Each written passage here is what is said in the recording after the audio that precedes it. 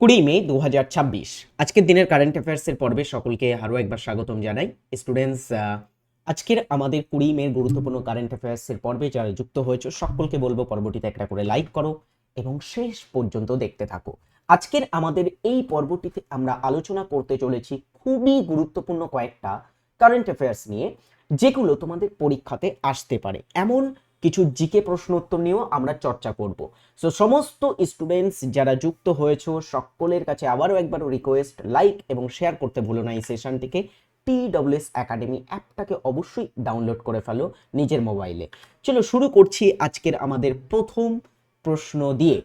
2026 সালের PGA championship golf tournament. তো PGA চ্যাম্পিয়নশিপটা কি একটা গল্ফ টুর্নামেন্ট। এই গল্ফ টুর্নামেন্টে চ্যাম্পিয়ন হয়ে 107 বছরের মধ্যে প্রথম ইংরেজ হিসাবে ইতিহাস গড়লেন কে?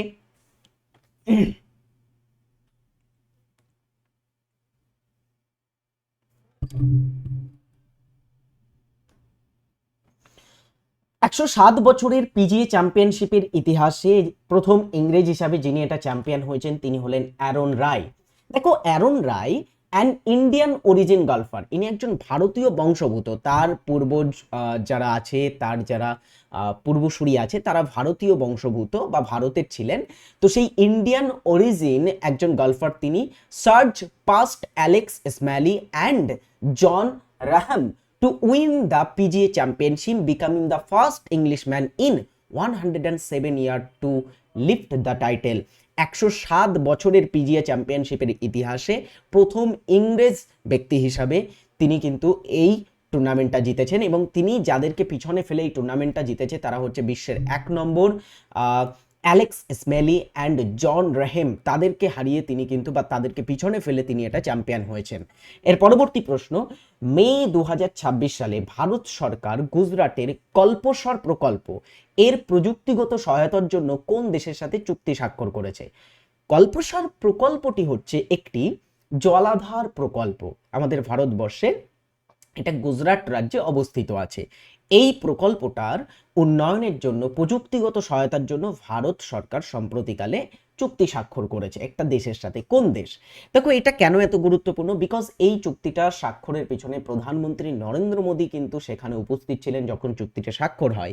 নেদারল্যান্ডসের সাথে চুক্তিটা স্বাক্ষর হয়েছে। আমরা জানি প্রধানমন্ত্রী নরেন্দ্র মোদী 5টা দেশের ভিজিটে আছেন, যেখানে তিনি ইউএই, তারপরে নেদারল্যান্ডস, নরওয়ে, তারপরে সুইডেন এবং ইটালি, এই সমস্ত দেশ তিনি কিন্তু ভিজিট করছেন 15 থেকে 20 তারিখের মধ্যে, তাই তো? এখনও তিনি কিন্তু ভিজিটে আছেন। সো আমরা যদি দেখি, PM Modi visits Dutch water management project, যেটার নাম হচ্ছে ডেয়ার স্টুডেন্টস অ্যাবসোলিউট ড্রিক অ্যাজ ইন্ডিয়ান। ভারতীয় হিসাবে তিনি সম্প্রতিকালে ডাচ যে একটা জলাধার প্রকল্প বা ডাচ একটা জলব্যবস্থাপনা প্রকল্প যেটার নাম অ্যাবসোলিউট ডিজিক বা ডিক, সেটা তিনি কি সম্প্রতিকালে ভিজিট করেছেন, সেটা তিনি পরিদর্শন করেছেন। নেদারল্যান্ড সায়েন্স কল্পসার প্যাক্ট, তো নেদারল্যান্ডসের সাথে সম্প্রতিকালে কল্পসার চুক্তি স্বাক্ষর হয়েছে। কল্পসারটা কি?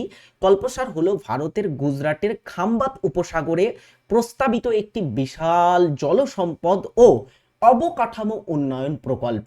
এটা প্রযুক্তিগত উন্নয়নের জন্য সম্প্রতিকালে এই চুক্তিটা স্বাক্ষর হয়েছে নেদারল্যান্ডসের সাথে। তো খুব গুরুত্বপূর্ণ একটা জিনিস। চলো এর পরবর্তী প্রশ্ন, স্পিকার ওম বিড়লা, ইনি আমাদের লোকসভার স্পিকার, 18তম লোকসভার স্পিকার। তো 18তম লোকসভার স্পিকার ওম বিড়লা কাকে 2026 সালের জন্য নারী ক্ষমতায়ন কমিটি, মানে ওমেন এম্পাওয়ারমেন্ট কমিটি বলে একটা কমিটি আছে, যেটা ডেয়ার স্টুডেন্টস আমাদের লোকসভার স্পিকার তৈরি করে থাকেন। এবং আমরা জানি লোকসভার স্পিকার বেশ কয়েকটা কমিটি সম্প্রতিকালে তৈরি করেছেন। যেমন তিনি সম্প্রতিকালে তৈরি করেছিলেন পাবলিক অ্যাকাউন্টস কমিটি, তেমনি নারী ক্ষমতায়ন কমিটিটাও তিনি তৈরি করেছেন, এবং এর নতুন চেয়ারপারসন নিযুক্ত করেছেন কাকে? লোকসভার স্পিকার পাবলিক অ্যাকাউন্টস কমিটি, নারী ক্ষমতায়ন কমিটি, এই ধরনের কমিটিগুলো তৈরি করে থাকে। তো স্পিকার ওম বিড়লা সম্প্রতিকালে দুর্গবতী পুন্দেশ্বরীকে সম্প্রতিকালে নিযুক্ত করেছে অ্যাজ এ নারী ক্ষমতায়ন কমিটি চেয়ারপারসন হিসেবে। Lok Sabha speaker Om Birla has continued the committee on empowerment of women. নারী ক্ষমতায়ন বা ওমেন এম্পাওয়ারমেন্টের জন্য তিনি সম্প্রতিকালে কনস্টিটিউটেড হবে, মাফ করবে, একটা কমিটি কিন্তু তিনি সম্প্রতিকালে স্থাপন করেছেন। এমপি ফ্রম লোকসভার MP doctor Daggubati Purandeswari has been appointed chairperson of the committee. তো তাকে এই যে দুগ্গবতী পুন্দেশ্বরীকে চেয়ারপারসন হিসেবে নিযুক্ত করা হয়েছে। The panel comprises 18 member from the Lok Sabha and 10 member from the Rajya Sabha. এই যে তোমার হচ্ছে কমিটিটা তৈরি করা হয়েছে, এখানে 18 জন সদস্য লোকসভা থেকে নেওয়া হয়েছে এবং 10 জন সদস্য রাজ্যসভা থেকে নেওয়া হয়েছে। তাদেরকে নিয়ে সম্প্রতিকালে এই কমিটিটা তৈরি করা হয়েছে। এর ভিতরে আরও কয়েকজন মহিলা কিন্তু সদস্য যুক্ত আছেন, যেমন উল্লেখযোগ্য নাম বলতে গেলে রাজ্যসভা থেকে সুধা মূর্তির নাম, এখানে লোকসভা থেকে হেমা মালিনীর নাম, তো তাদের নাম কিন্তু এই কমিটিতে আছে। এর পরবর্তী প্রশ্ন আমরা দেখব, এটা সম্প্রতি কাকে নরওয়ে দেশের সর্বোচ্চ রাষ্ট্রীয় সম্মান grand cross of the royal Norwegian order of merit দেয়া হয়েছে? European country Norway. তো এই যে নরওয়ে দেশের সর্বোচ্চ একটা রাষ্ট্রীয় সম্মান grand cross of the royal Norwegian order of merit, এটা সম্প্রতি দেয়া হয়েছে প্রধানমন্ত্রী নরেন্দ্র মোদীকে। তিনি সম্প্রতিকালে নরওয়ে ভিজিট করেছেন বা নরওয়েতে গেছিলেন এবং সেখানে তাকে এই সম্মানটা দেওয়া হয়েছে। Prime minister receives the grand cross of the royal Norwegian order of merit. এটা হচ্ছে প্রধানমন্ত্রী নরেন্দ্র মোদীর 32তম একটা অ্যাওয়ার্ড, যেটা তিনি বিদেশের কোনো দেশ থেকে পেয়েছেন। ঠিক আছে, 32তম সম্মাননা আমরা বলতে পারি। এর আগের দিনে তিনি একটা পেয়েছিলেন 31তম হিসাবে, আর এটা 32তম তার একটা সম্মাননা, যিনি এটা পেয়েছেন নরওয়ে থেকে। অসলোতে আয়োজিত, অসলো হচ্ছে নরওয়ের রাজধানী, সেখানে আয়োজিত এক বিশেষ অনুষ্ঠানে নরওয়ের মহামান্য রাজা পঞ্চম হেরাল্ড প্রধানমন্ত্রী শ্রী নরেন্দ্র মোদীকে grand cross of the royal Norwegian order of merit উপাধিতে ভূষিত করেছেন। এই পুরস্কারটি বিদেশি সরকার প্রধানদের জন্য নরওয়ের সর্বোচ্চ সম্মাননা এবং নরওয়ে ও মানবজাতির স্বার্থে অসামান্য সেবার স্বীকৃতি স্বরূপ এটি প্রদান করা হয়ে থাকে সাধারণত। বুঝেছো? তো এটা সম্প্রতি ভারতের প্রধানমন্ত্রী নরেন্দ্র মোদীকে প্রদান করা হয়েছে। এর পরের প্রশ্ন স্ক্রিনে, সম্প্রতি প্রয়াত ভুবনচন্দ্র খান্ডুরি ভারতের কোন রাজ্যের প্রাক্তন মুখ্যমন্ত্রী ছিলেন?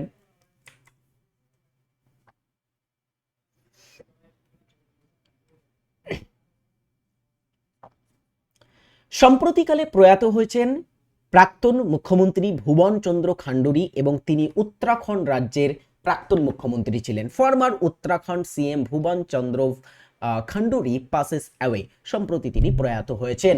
উত্তরাখণ্ড রাজ্য এর গঠন সাল যদি আমরা দেখি, এটা গঠন হয়েছিল 2000 সালে।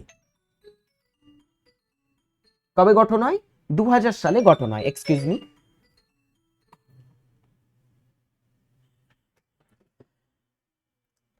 এর রাজধানী হচ্ছে কি? উত্তরাখণ্ডের রাজধানী দেহরাদুন। বর্তমানে মুখ্যমন্ত্রী আছেন পুষ্কর সিং ধামি এবং রাজ্যপাল গুরমিত সিং। এরা হচ্ছে বর্তমানে উত্তরাখণ্ডের মুখ্যমন্ত্রী এবং রাজ্যপাল পদে আছেন। এর পরবর্তী প্রশ্ন স্ক্রিনে, সম্প্রতি কাকে unique identification authority of India UIDAI, এই যে সংস্থাটা, এর নতুন সিইও হিসাবে নিযুক্ত করা হয়েছে। ইউআইডিএআই এই যে সংস্থাটা আছে, এরা কিন্তু এই আধার কার্ড ইস্যু করে থাকে, আধার, ঠিক আছে, সেটা যারা ম্যানেজ করে থাকে সেটা হচ্ছে ইউআইডিএআই, অর্থাৎ unique identification authority of India.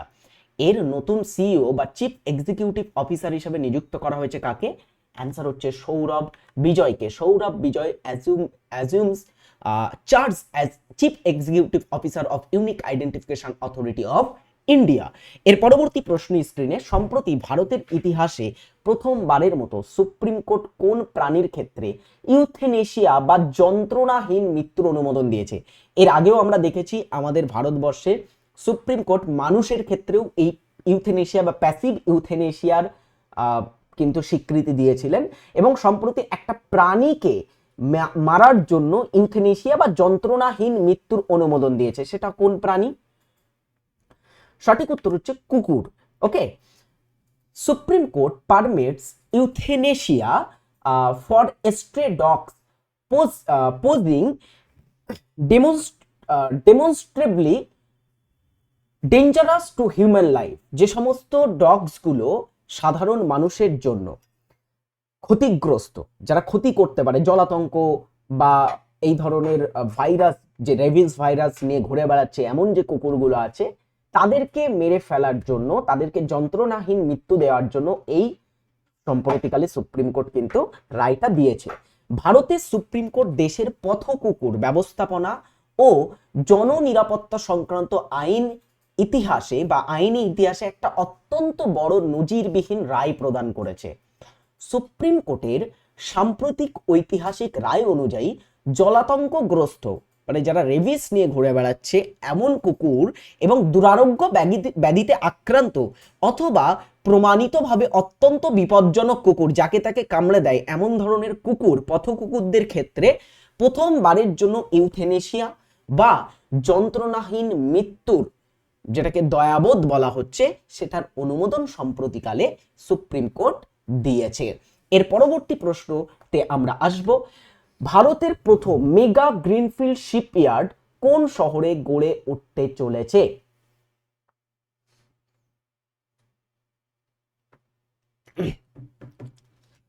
ভারতের প্রথম মেগা গ্রিনফিল্ড শিপইয়ার্ড কোন শহরে গড়ে উঠতে চলেছে? সঠিক উত্তর হচ্ছে থুতুকুডিতে। থুতুকুডিটা কোথায় আছে? তামিলনাড়ুতে এটা অবস্থিত, ঠিক আছে, থুতুকুডি। দেখো, India science landmark MoU for first mega greenfield shipyard in Thoothukudi under maritime vision 2047। তো এই যে গ্রিনফিল্ড শিপইয়ার্ডের প্রকল্পটি সম্প্রতিকালে, বা গ্রিনফিল্ড শিপইয়ার্ডের জন্য সম্প্রতিকালে যে সমঝোতা স্বাক্ষর করা হয়েছে, এই গ্রিনফিল্ড শিপইয়ার্ডটা থুতুকুডিতে স্থাপন করা হবে এবং এটা একটা প্রকল্পের আন্ডারে, একটা ভিশনের আন্ডারে করা হচ্ছে, যেটার নাম মেরিটাইম ভিশন 2047। ওকে, এর পরবর্তী প্রশ্নতে আসবো আমরা, জিকে প্রশ্নতে। এই পর্যন্ত আমাদের current affairs. WEP KP foundation 2.0 batch, যারা অ্যাডমিশন নিতে চাও চেক আউট করো TWS একাডেমি অ্যাপ। সাথে সাথে গ্রাম পঞ্চায়েতের ব্যাচও কিন্তু আমাদের অনগোয়িং চলছে TWS একাডেমিতে। চলো আমরা আজকের প্রথম জিকে প্রশ্ন দিয়ে শুরু করি। সোর্স কোড মাই বিগিনিংস স্মৃতি কথাটির লেখক কে?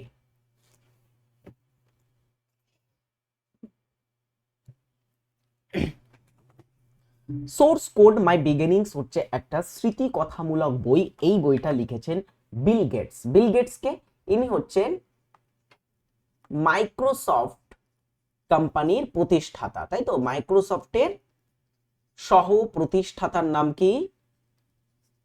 বিল গেটস। এর পরবর্তী প্রশ্ন স্ক্রিনে 2 নম্বর প্রশ্ন, দ্বাদশ পঞ্চবার্ষিকী পরিকল্পনার মেয়াদকাল কত ছিল?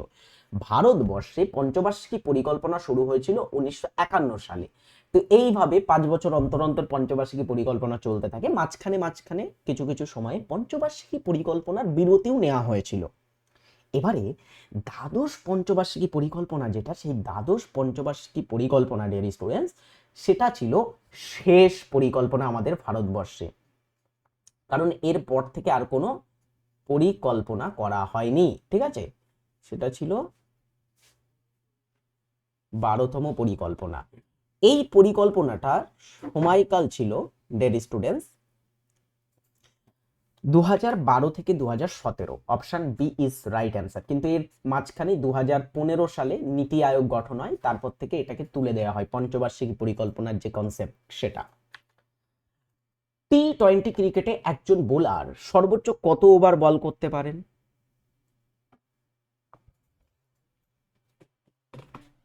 লিগ্যাল ডেলিভারির যদি আমরা কথা বলি, 1 ওভারে 6টা বল থাকে, তো একজন বোলার 24টা বল করতে পারে, ঠিক আছে? 24টি বল করতে পারে বা লিগ্যাল ডেলিভারি করতে পারে। এখন ওয়াইড নো যে বলগুলো হয়ে থাকে সেগুলো বাদ দিয়ে, তো টোটাল 4 ওভার বল করতে পারে, 4 6 24। এখানে আমরা দেখব বল করতে পারে একজন বোলার T20 ক্রিকেটে। যেমন আইপিএলও একটা T20 টুর্নামেন্ট, তাই 4 ওভার করে একজন বোলার কিন্তু বল করে থাকে। আচ্ছা, এটা যদি ওডিআই বা একদিনের আন্তর্জাতিক ক্রিকেটের কথা বলা হতো, একদিনের আন্তর্জাতিক ক্রিকেটে একজন বোলার একজন বোলার কতবার বল করতে পারে? একজন বোলার জেনে রাখবে 10 ওভার বল করে বা করতে পারে, ঠিক আছে, 10 ওভার পর্যন্ত সর্বোচ্চ। এরপরের প্রশ্ন স্ক্রিনে, 2026 সালের আন্তর্জাতিক কলকাতা বই মেলার থিম কান্ট্রি কোনটি ছিল?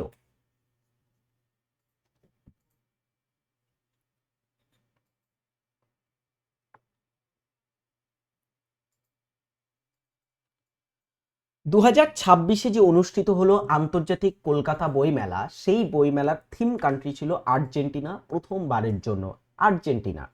এরপরের প্রশ্ন, 5 নম্বর প্রশ্ন, বায়োস্ফিয়ার রিজার্ভের কোন অংশে মানুষের স্থায়ী বসবাস ও বাণিজ্য ক্রিয়াকলাপের অনুমতি থাকে? একটা বায়োস্ফিয়ার রিজার্ভকে আমরা বিভিন্ন জোনে ভাগ করতে পারি। মাঝখানের অংশটাকে বলা হয়ে থাকে কোর জোন, তার বাইরে একটা অংশটাকে আমরা বাফার জোন বলি, এবং একদমই বাইরের অংশটাকে আমরা বলে থাকি ট্রানজিশন জোন। তাহলে কোন অংশে মানুষ বসবাস বা বাণিজ্য ক্রিয়াকলাপ করতে পারে বায়োস্ফিয়ার রিজার্ভে? অ্যান্সার হচ্ছে ট্রানজিশন জোনে। কোর জোনে কেউ যেতে পারে না, কোর জোনে যাওয়া একদমই নিষিদ্ধ। ওকে, ট্রানজিশন জোনে মানুষ কিন্তু বসবাস করতে পারে। এরপরের প্রশ্ন স্ক্রিনে, আর্যদের প্রাচীনতম সাহিত্য বা গ্রন্থ কোনটি?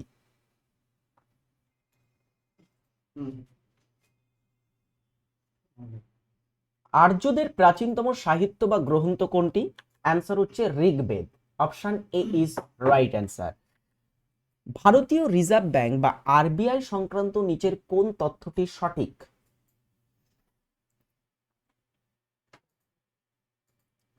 1930 সালে আরবিআই বা রিজার্ভ ব্যাংক অফ ইন্ডিয়া প্রতিষ্ঠিত হয়।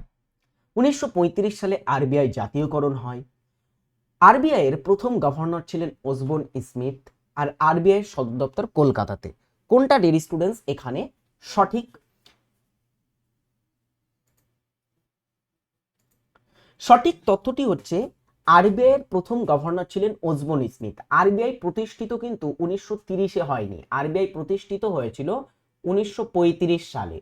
আর আরবিআই জাতীয়করণ 1935-এ হয়নি, আরবিআই জাতীয়করণ হয়েছিল 1949 সালের দিকে। ওকে, আচ্ছা, আরবিআই সদর দপ্তর বা রিজার্ভ ব্যাংকের সদর দপ্তর কোথায়? সঠিক উত্তর হচ্ছে মুম্বাইতে অবস্থিত আছে রিজার্ভ ব্যাংকের সদর দপ্তর। তাহলে এখানে এটা কলকাতাতে নয় বর্তমানে, এখানে আমরা সঠিক পাচ্ছি কোনটা, আরবিআই এর প্রথম গভর্নর ছিলেন ওসবোর্ন স্মিথ। যে এখান থেকে আরবিআই থেকে আমরা আরেকটা প্রশ্ন পেতে পারি, প্রথম ভারতীয় গভর্নর কে ছিলেন? প্রথম ভারতীয় governor reserve bank of India বা আরবিআই এর কে ছিলেন? তিনি হচ্ছেন স্যার সি ডি দেশমুখ। কে ছিলেন? সি ডি দেশমুখ ছিলেন ডিয়ার স্টুডেন্টস ভারতীয় রিজার্ভ ব্যাংকের প্রথম ভারতীয় গভর্নর। এরপরের প্রশ্ন স্ক্রিনে, পুষ্কর হ্রদ কোথায় অবস্থিত? পুষ্কর, খুব ইম্পর্টেন্ট একটা প্রশ্ন পেয়ে গেছি আমরা। পুষ্কর হ্রদ কোথায় আছে?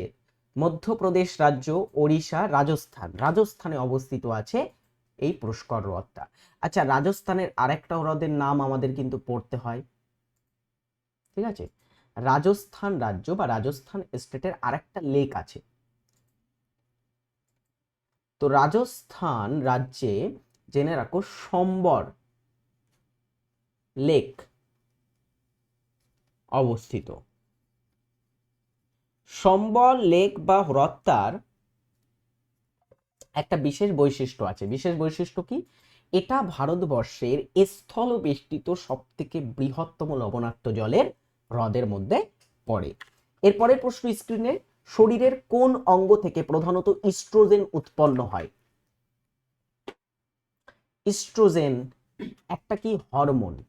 তো হরমোন মানে এটা কোনো না কোনো অন্তঃক্ষরা গ্রন্থি থেকে নিঃসৃত হবে। শুক্রাশয়, ডিম্বাশয়, অগ্নাশয়, পিটুইটারি গ্রন্থি কোথা থেকে নিঃসৃত হবে? দেখো, শুক্রাশয় থেকে হবে না, কারণ এটা মহিলাদের দেহে উৎপন্ন হয়। ইস্ট্রোজেন বা প্রোজেস্টেরন, রিল্যাক্সাইন হরমোন, এগুলো সব মহিলাদের দেহে নিঃসৃত হয়। তো এখানে শুক্রাশয় কখনোই হবে না, শুক্রাশয় থেকে নিঃসৃত হয়ে থাকে টেস্টোস্টেরন, যেটা পুরুষদের দেহে থাকে। মহিলাদের দেহে ডিম্বাশয় থেকে আমরা দেখব ইস্ট্রোজেন হরমোন নিঃসৃত হয়, যার কাজ হচ্ছে মহিলাদের স্টুডেন্ট বিকাশ, ঠিক আছে, তাদের দৈহিক এবং যৌনাঙ্গের বিকাশের ক্ষেত্রে খুব গুরুত্বপূর্ণ রোল প্লে করে থাকে এই ইস্ট্রোজেন হরমোনটি। এরপরের প্রশ্ন স্ক্রিনে, ভারতীয় সংবিধানের কোন ধারা পরিবেশ সুরক্ষা ও উন্নতি এবং বন ও বন্যপ্রাণী রক্ষার জন্য উৎসাহিত করে?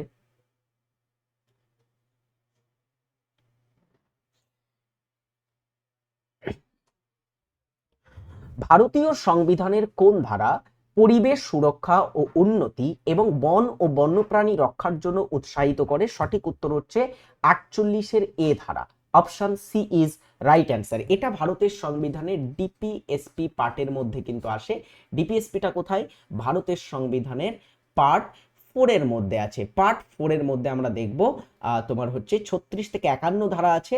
অর্থাৎ আমরা বলতে পারি এটা একটা রাষ্ট্রের পালন করা বা রাষ্ট্রের একটা নির্দেশাত্মক নীতি, এটা রাষ্ট্র বা জনকল্যাণকর রাষ্ট্র গড়ে তোলার একটা নির্দেশাত্মক নীতি এটা, যে পরিবেশ সুরক্ষা ও উন্নতি এবং বন ও বন্যপ্রাণী রক্ষার জন্য উৎসাহিত করা। চলো একটা বাড়ির কাজ দেব এবং ক্লাসটা এখানেই আমি শেষ করব আজকের জন্য। সম্মিলিত রাষ্ট্রপুঞ্জের সদর দপ্তর কোথায় আছে? কমেন্ট বক্সে সকলে এটার উত্তর জানাবে। আমি আজকের পর্বটা বেশি লং করছি না, এখানেই আমরা শেষ করব। নেক্সট পর্বে গুরুত্বপূর্ণ প্রশ্ন উত্তর নিয়ে আমরা আলোচনা করব। চলো ততক্ষণের জন্য ভালো থাকবে, সুস্থ থাকবে। পরের দিনের ক্লাসে দেখা হচ্ছে এবং গুরুত্বপূর্ণ প্রশ্ন উত্তর নিয়ে আসবো আমরা পরের দিনে, সাথে সাথে কিছু কারেন্ট অ্যাফেয়ার্সও আমরা চর্চা করব। টাটা, আজকের জন্য এতটুকুই, বাই।